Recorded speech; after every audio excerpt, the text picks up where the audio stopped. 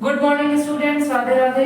आज मैं बायो का एक नया चैप्टर शुरू करने जा रही हूँ, cell the fundamental unit of life. आज हम पढ़ेंगे सेल के बारे में। अगर आपको इस चैप्टर में कोई भी डाउट आता है या आप कोई नया टॉपिक चाहते हैं पढ़ने के लिए तो आप उसे कमेंट बॉक्स में कमेंट कर सकते हैं। Thank you.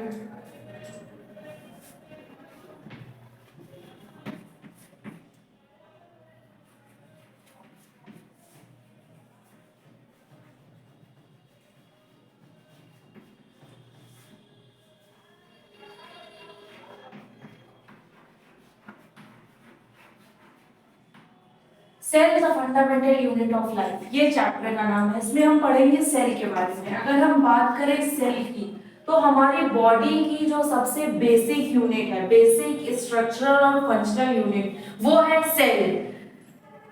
स्ट्रक्चरल और फंक्शनल यूनिट से क्या मतलब है? अगर हम बात करें कि जो पूरी बॉडी का स्ट्रक्चर है, बॉडी की संरचना है, वो किससे हुई है, तो बॉडी की संरचना में जो सबसे छोटी इकाई पार्टिसिपेट करती है, सबसे छोटी यूनिट पार्टिसिपेट करती है, वो सेल है। सेल सबसे छोटा ऑर्गन नहीं है, सबसे छोटा अंग नहीं है, ये सबसे छोटी यूनिट है। यानी पूरी बॉडी को बनाने के लिए वो जो सबसे छोटी चीज हमें चाहिए वो है सेल। हम इसे एक एग्जांपल के थ्रू समझते हैं। जैसे आप एक बिल्डिंग खड़ी करना चाहते हैं, एक कमरा बनाना चाहते हैं या एक घर बनाना चाहते हैं, तो घर बनाने के लिए सबसे छोटी चीज आप सबसे पहले क्या लेकर आएंगे?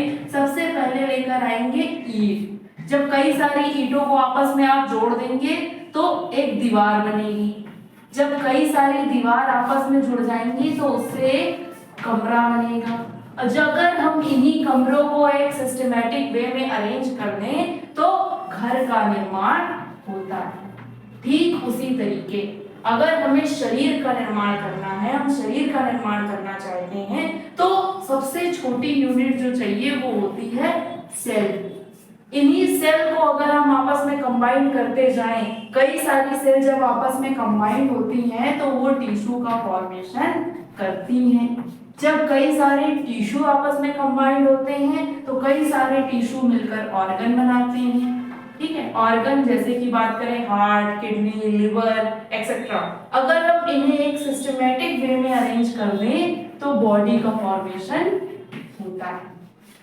ठीक है, यानी हम कह सकते हैं कि वो सबसे छोटी यूनिट, वो सबसे छोटी यूनिट जो आगे चल के पूरी बॉडी का फॉर्मेशन करेगी वो है सेल। यानी यहां से अगर हम सेल की डेफिनेशन बनाना चाहें तो क्या लिख सकते हैं? Cell is the basic structural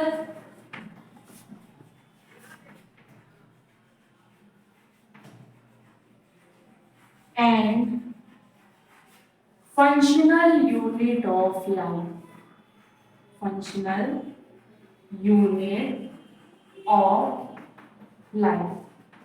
11th class में एक क्वेश्चन पूछा जाता है पेपर में कि सेल को फंडामेंटल और स्ट्रक्चरल यूनिट क्यों कहा जाता है?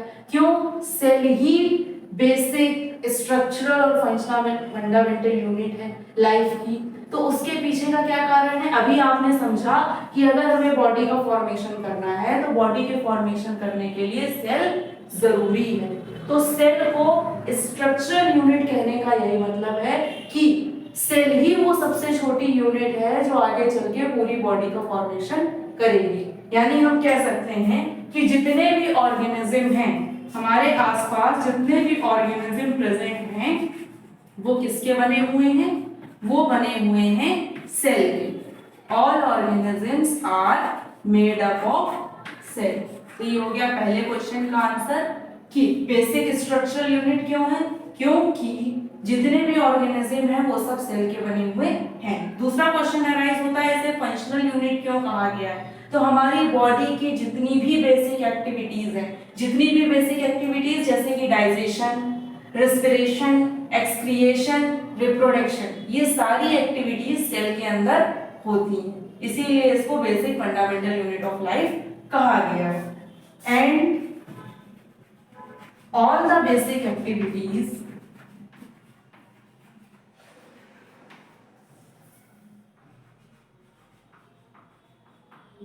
कौन कौन सी basic activities? Digestion,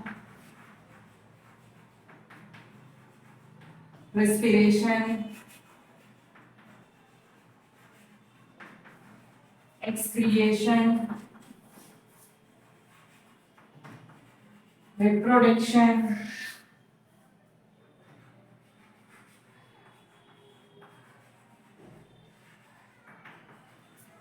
all occur within the cell. In short, अगर हम बात करें सेल की डेफिनेशन क्या है? Cell is the basic structure and functional unit of life. Cell body की वो सबसे छोटी यूनिट है जिससे मिलकर बॉडी का फॉर्मेशन होता है। इसे फंक्शनल यूनिट क्यों कहा गया है? क्योंकि हमारी बॉडी के अंदर जितनी भी एक्टिविटीज हैं, छोटी से छोटी एक्टिविटीज, डाइजेशन, रेस्पिरेशन, एक्सक्रिएशन, ये सारी की सारी एक्टिविटीज सेल के अंदर ही परफॉर्म होती हैं, इसीलिए इसे फंक्शनल यूनिट कहा गया है।